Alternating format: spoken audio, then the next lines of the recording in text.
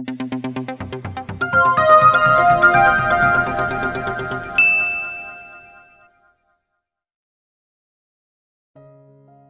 years later, pag-alit na ibinagsak ni Zane ang dyaryo sa mesa ng ama sa opisina nito sa mansyon. His father retired as the chairman of Albano Corporation, long time ago, but he never stopped working. At kahit pinalitan niya ang posisyon ng ama sa kumpanya bilang panganay na lalaki, ay hindi pa rin siya ligtas sa pagmamanipula nito. Like he did 4 years ago. At ngayon ay heto na naman. Bakit nyo in-announce ang engagement ko kay Margo, Papa? You know I'm married and not capable of marrying again. Nagtitimpi si Zane sa galit, dahil ama niya ito pero hindi niya itinago ang emosyon sa ginawa nito. Alam niyang may kinalaman ang ama sa nakasulat ngayon sa dyaryo, na engagement niya sa anak ng isang stockholder ng kumpanya. And where is your wife Zane? 4 na taon ni anino ni Selena, ay hindi natin nasilayan.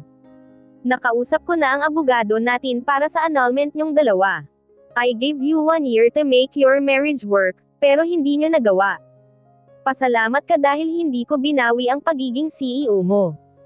I am not filing for an annulment, Papa. At hindi niyo dapat pinakikialaman ang buhay ko.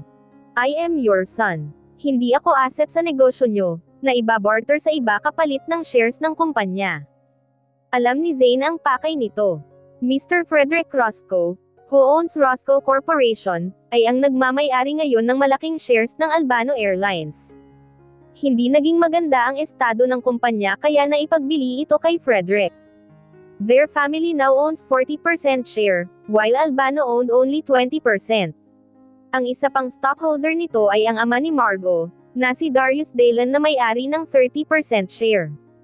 Kapag napag-isa nila ang shares ay mauuwing muli sa Albano ang pamamahala ng airlines. Darius Dallon has an only daughter as heir. A spoiled brat, happy-go-lucky Margo, na walang interes sa negosyo. Kung alam ko lang na hindi magiging matagumpay, ang pagpapakasal nyo ni Selena, ay hindi ko kayo ipinakasal. Now we are having this problem. Patuloy ng ama na tila casual lang dito ang binabanggit. Kung sa bagay ay ano naman ang aasahan niya, his father always minds his business first, and foremost. Ito ang higit na mahalaga para dito. Alam nyo bang pwede akong kasuhan ni Selena kapag nagkataon? Sumisikip ang dibdib ni Zane kapag naalala ang asawa. His father doesn't know anything about his life, kung paano siya nalulunod sa kalungkutan, sa loob ng 4 na taon. He only exists, but doesn't live his life anymore. Kailangan nating mabawi ang Albano Airlines, Zane. Kung sana'y naayos mo ang mga problema sa kumpanya ay hindi iyon maipagbibili sa mga Roscoe. You know how screwed they were pagdating sa negosyo. He sighed in desperation. Lagi na lang siya ang sinisisi ng ama sa pagkalugi ng airlines, sa nakalipas na taon. Sunod-sunod na problema ang dumating noon sa kumpanya, na sinabayan ng pagkawala ni Selena sa buhay niya. He was lost, unable to think properly. Sa loob ng halos 1 taon ay binuno ni Zane sa paghahanap sa asawa. But she left without a trace. Hanggang sa malaman niyang umalis ito ng bansa kasama ng isang jackcanner. And that was 4 years ago. Matapos ng 2 taon ay tumigil na siyang umasang magkikita pa silang muli. He knew Selena hated her, and will never show her face again. And you're using me again para makuha ang gusto mo. It was a statement. Para rin naman sa inyo ito. Kanino ba mauuwi ang mga iyan, Zane? Hindi ba't sa inyo? I started that business and it should be back to us. Hindi biro ang hirap ko para palaguin yan, at mapupunta lang sa iba. It will be my legacy to you and to my grandchildren. And that one grandchild of yours can't be found, Papa. Hindi ko alam kung saan dinala ni Selena ang anak ko. There was a croak in his voice. Sandali si Zane tinitigan ng ama, bago ito muling nagsalita. You can make another child with Margo. This time ay ayusin mo na ang pagsasama nyo kung sakali man. You had been married once. Siguro na may natuto ka na sa pagkakamali mo kay Selena.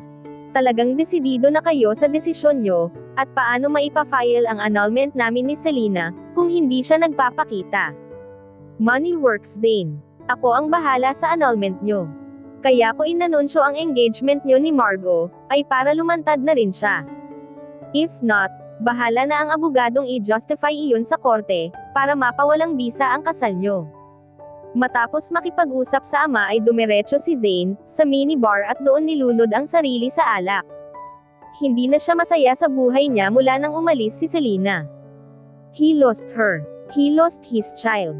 And noong Selena was with another man tortured him. Hindi niya matanggap na may ibang nagmamay-ari sa asawa niya ngayon. You're drinking again. Boses iyon ni Ezekiel na kagagaling lang ng komedor. Like him, Ezekiel also lost Hailey 2 years ago dahil sa cancer.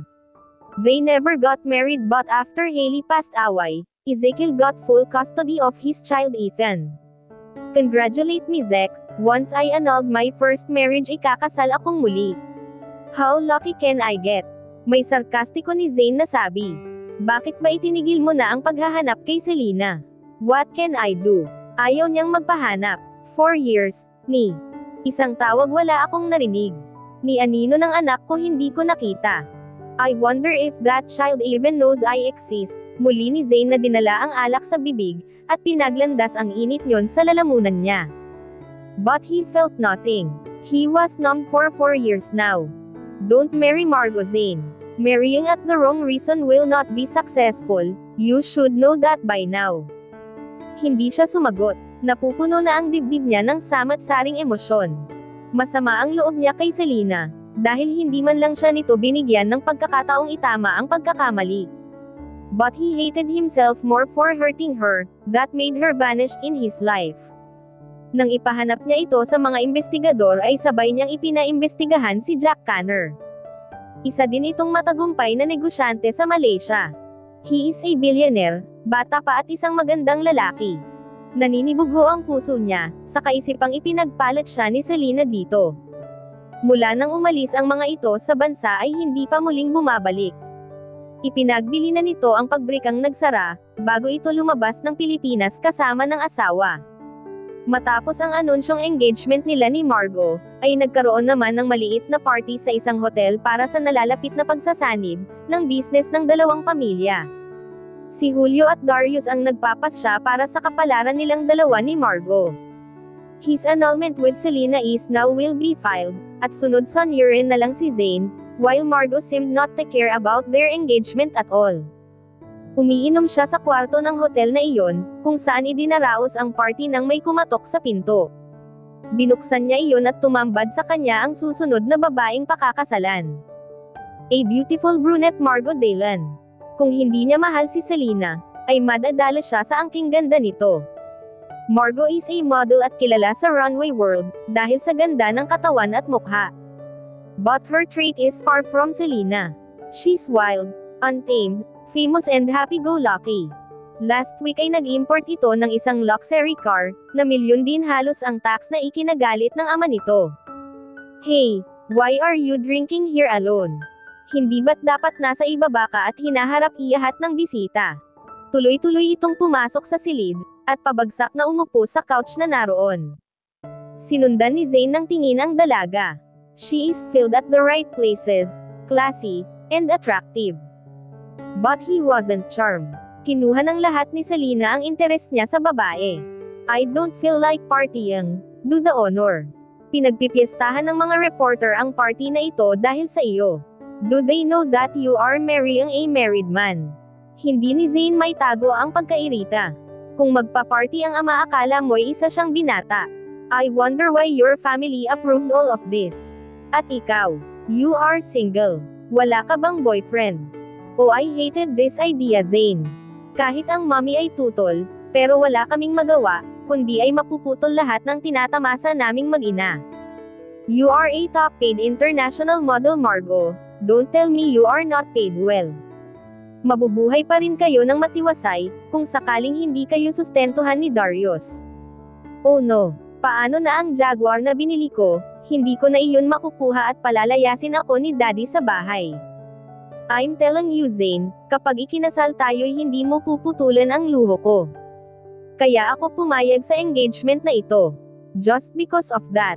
Napakunot noo si Zayn. Another side of her that is far from Selena, his wife was simple and submissive. This one was dominant and materialistic. Ipagpapalit mo ang kalayaan sa luho mo. Don't preach me about it, Zane. Hindi ba't ikaw ang dapat tumututol sa engagement natin? Where's your wife, by the way? At bakit kayo naghiwalay? None of your business, Margo. Pero kung kaya mong umatras sa sitwasyon natin ay gawin mo na.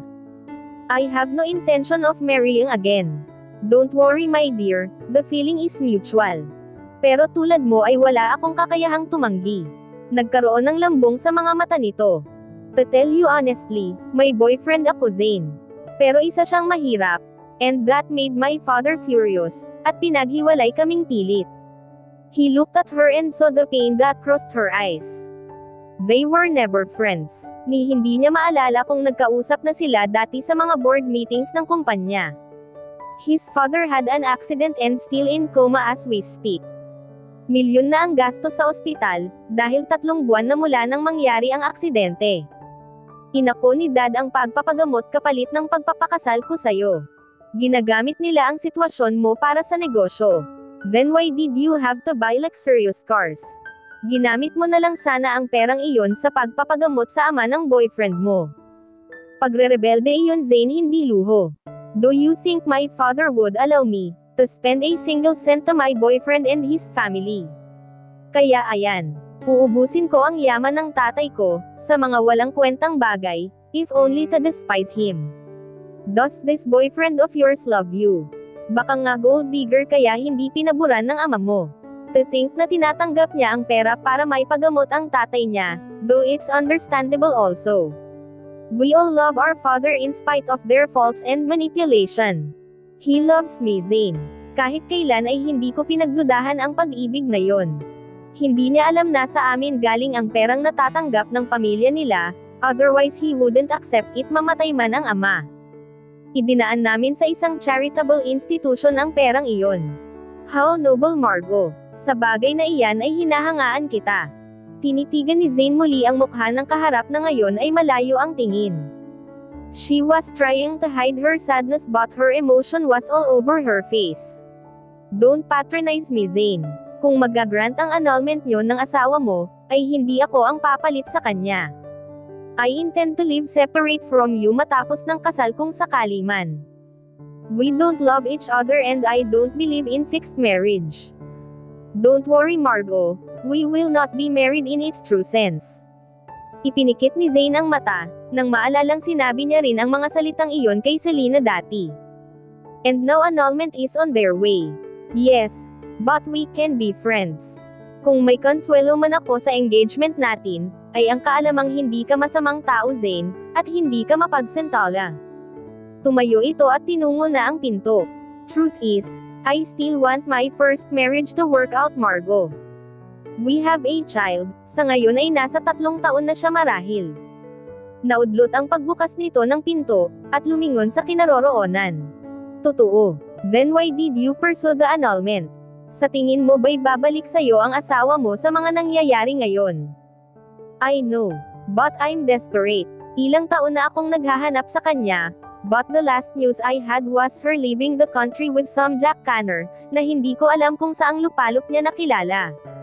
Surprised was on Margo's face, at muling bumalik sa couch na tila interesado sa mga sinasabi niya. If this annulment will make her show up, then be it, saka ko naiisipin ang mga susunod kong hakbang. But as you see, I will do everything in my power, to make her and my child back to me. Jack Canner. I'm surprised you don't know the guy. Napakunot ang noo ni Zane sa kaharap, nang tila kilala nito ang pangalang iyon. Dumagundong ang puso niya sa pag-antala ni Margo, sa susunod nitong sasabihin. Do you know that guy? Marahas ni Zane na sabi, na hindi itinago ang kaba. Jack is a part of Roscoe Corporation, Zane. I'm not sure of his involvement with Frederick, na siyang totoong may-ari ng kumpanya 10 ng pamilya nito. Bakit hindi ito nalaman ng mga investigador? Low profile lang si Jack. Mas kilala si Daniel Roscoe dahil siya ang susunod na CEO ng Roscoe Corporation. Kung sila pa rin ang may hawak ng malaking share. I met him once in one of the fashion show that Roscoe Corporation held. At totoong sa ibang bansa na siya namuhay ng ilang taon na. But if your investigators dig deeper, he still has assets in the country, kasama na ang shares niya sa Roscoe. Kung gayon ay nalalapit na ang pagkikita namin ni Selena. Nag-uunahan ang mga tanong sa isip ni Zane, at now overwhelmed siya sa mga bagong nalaman kay Margot. Kung may anak kayo'y mas nararapat na ayusin niyong muli ang pagsasama niyo, Zane. Pero paano kung nagsasama na sila ni Jack? And now you just filed an annulment. Hindi ko pa alam, Marg. Now they seemed good friends. Pero bago ang lahat ay gusto kong malaman, kung bakit mas pabor ang ama mo na mapang-asawa ako kesa sa boyfriend mo, bukod sa usaping pera. I am a married man and a lot older than you. Unfortunately that's the only reason, Zane. Money is everything for my father. Nagkataong sa isang mahirap ako umibig, at hindi niya matanggap iyon. So if you can fix your marriage, do it, Zane. Paano ka? He's concerned over her race now. Mali ang pagkakakilala niya dito because this woman can sacrifice her love para sa ikabubuti ng karamihan. I can tour around the world at walang magagawa ang tatay ko. I have a good judge of character, Zane, kaya ako pumayag sa engagement nato. Had it been another man, hindi na ako makikita ni Daddy sa Pilipinas. Sa ngayon ay susunod lang ako sa agos ng mundo, until you fix your marriage, and I fix my life. Good night, Zane. Tumango si Zane dito hanggang sa tuluyan na itong lumabas ng silid. Bumukas ang pinto ng silid na tinutuluyan nilang mag-ina at bumungad si Daniel. They live with his family in Malaysia for 4 years now. Hello, Pumpkin. Sumalubong naman agad ang anak dito at yamakap. Tito Daniel. Tuwang-tuwa ito sa data ni Daniel, na malaking box, agad nitong binuksan at inilabas ang iaman yon. A remote control airplane. Punong-puno na ang bahay ng mga laruan, Daniel. You're spoiling my son too much. Daniel rolled his eyes and smiled. You know how I love Jay-Z and you. Kayo ang nagbigay ng kulay sa mundo namin nila mama. If I can give you the world then I will, you know that. And we love you too, Daniel. Lagi kong ipinagpapasalamat, ang pagpapatuloy niyo ng pamilya mo sa amin. So ano ang balita ngayon sa Pilipa? Umupo si Selena sa kama matapos ayusin ang mga tinuping damit nilang mag-ina sa kabinet. Inabot naman ni Daniel ang magazine, kung saan naroon ang article ng engagement ni Zane at Margot. Instantly she felt anguish again seeing their photos together. So, he finally had forgotten all about her. Nalaman kong magpa-file ng annulment ang asawa mo sa'yo, though hindi ko alam kung paano nila gagawin iyon, without your presence or even your lawyer. With their money they can do it, Dan. May pait ni Selena na sabi. Muling bumalik ang sakit na idinulot ni Zane sa kanya, na pilit niyang ibaon sa limot. But the pain doesn't go away. Natututunan lang niyang pakibagayan. Nasa baba si na mama at nandyan din si Jack. Pag-uusapan namin ang nalalapit na anibersaryo ng kumpanya. You might be interested dahil kasama sa mga pag-uusapan, ay ang nakasulat sa article na iyan. May usap-usapan na magsasanib puwersa ang Albano at Daylan, para muling makuha ang control ng shares, ng Albano Airlines. Humugot si Selena ng malalim na hininga, dahil tila may nakadagan sa dibdib niya. She looked at her son, who is now over 3 years old. Kung mai-annul ang kasal nila ni Zane, ay tuluyan nitong hindi makikilala ang ama. That added pain in her heart. Alam ni Selena ang pakiramdam ng walang magulang. Bababa ako, Dan, but I need few minutes to swallow this news. Alam kong darating kami sa ganito, but it's different when it's actually happening. Wika ni Selena, na hindi itinago ang lambong sa mga mata. Tumango naman ito at lumabas ng silid. Nang wala na ito'y tuluyan niya nang pinakawalan ang mga luha. Mga ilang minuto pa ay inayos niya ang sarili, at tumano sa bintana. Ito ang naging tahanan nilang mag-ina sa loob ng 4 na taon, ngunit alam ni Selena na naiwan sa Pilipinas ang puso niya. Nang umalis siya sa mansyon nang malaman ang kataksilan ni Zane, ay wala siyang mapuntahan dahil wala na ang mag-asawang John at Celine, sa dati nilang bahay. She stayed overnight in an apartel habang iniisip ang susunod na hakbang. Wala siyang alam na ibang kamag-anak, at nahihiya naman siyang makipisan sa mga kaibigan. Kinabukasan ay bumalik siya sa bahay ampunan kung saan siya nakuha ng nag-ampon sa kanya. Fate was on her side that day. Ibinigay ng matandang madre sa kanya ang address at contact number ni Daniel Roscoe. But Daniel was out of the country at that time. Si Jack Connor ang humarap sa kanya, sa address na nakasulat sa papel. Then she and Daniel talked over the telephone, dahil nasa Malaysia ito. Doon ni Celine na nalaman na matagal na siyang hinahanap ng kapatid. Daniel Roscoe is her half-brother. Ikinwento nito kung paano sila nagkahiwalay, dahil may sakit na ang ina noon, at walang gustong kumupkop sa kanilang magkapatid sa mga kamag-anak nito. Dinala silang dalawa sa bahay ampunan, ngunit malaki na si Daniel at hindi na pumayag magpaiwan doon. Daniel then was 8 years old. Sa huli ay sa amang si Frederick Roscoe ito nauwi na nooy may bagong asawa na isa ring Pinay. Her father on the other hand was nowhere to be found after he got separated with her mother. Nang maayos ni Daniel ang relasyon nilang mag-ama, ay sinubukan siyang balikan sa ampunan para sila na rin ang umampun sa kanya, pero wala na siya roon dahil naayos na ni John at Celine ang papeles niya. Hindi pumayag ang mga madre na ibigay ang kinaroroonan niya kahit pa kapatid siya ni Daniel, dahil ito raw ang pakiusap ni Celine. All along she thought that her name was after her, pero bigay pala ito ng totoo niyang ina. Matapos kausapin si Daniel, ay sa kondo na ni Jack siya pinatuloy, dahil walang ibang tao sa mansyon ng pamilya ng mga Roscoe sa Green Hills kundi mga katulong na naglilinis lang sa araw. Later on she found out who is Jack Connor in her brother's life. His brother and this Jack are lovers at kasalukuyang dumadaan sa pagsubok ng mga panahon na iyon, dahil sa pagtutol ng mga magulang sa relasyon ng dalawa. Makalipas ng 6 na buwan ay naayos ng mga ito problema, kaya pinasama siya ng kapatid sa Malaysia para kapkupin ng pamilya Roscoe. Dito na ipinanganak si Jay-Z at itinuring silang totoong pamilya. Pagkaraan ng ilang buwan, pagkatapos ni Selena na manganak, ay pinag-aral siyang muli ng kapatid para matapos ang kolehiyo. Matapos ng mga sakit na pinagdaanan mula sa piling ni John at Celine, pagkatapos ay kay Zane, ipinagpasalamat ni Selena na nagkaroon siyang muli ng pamilya, na nagmahal at tumanggap sa kanilang mag-ina ng walang pasubali.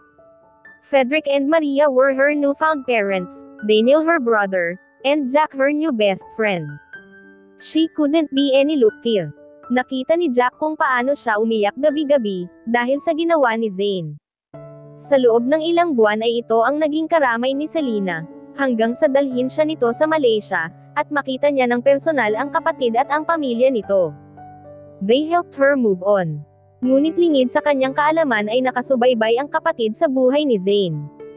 2 years ago ay nalaman ni Selena na binili ng Roscoe Corporation, ang kalahati ng shares ng nalulugi ng Albano Airlines. Kung ano ang dahilan ng mga ito ay hindi niya alam. Lumakad siya sa kinaroroonan ng anak na busy sa paglalaro. Jay-Z looked exactly like his father, at nang maalala kung paanong baliwala lang kay Zane ang ibinalita niyang buntis siya dati ay naluha siya. She could take Zane's rejection, pero hinding-hindi iyon mararanasan ng anak niya. Lumapit si Jay-Z nang makitang nagpunas siya ng luha. His little hands wiped her tears na lalong nagpadala sa damdamin. Why are you crying, mommy? Wika nito sa munting tinig. Ngumiti siyang pilit at hinaplos ang mukha nito. I love you so much, my baby. I love you too, mommy. Yamakap ito at niyakap rin ni Selena ng mahigpit, drawing all her strength from her son. Let's go down. Grandpa and grandma are there. Tuwang-tuwa naman ang bata, pagkarinig sa pangalan ng lolo at lola nito. Muli ni Selena na tinignan ang sarili, sa salamin bago bumaba sa living room kung saan naroon ang buong pamilya. At dito na po nagtatapos, ang 7 kabanata ng ating kwento. At sanay muli niyo po akong samahan, sa mga susunod pang kabanata.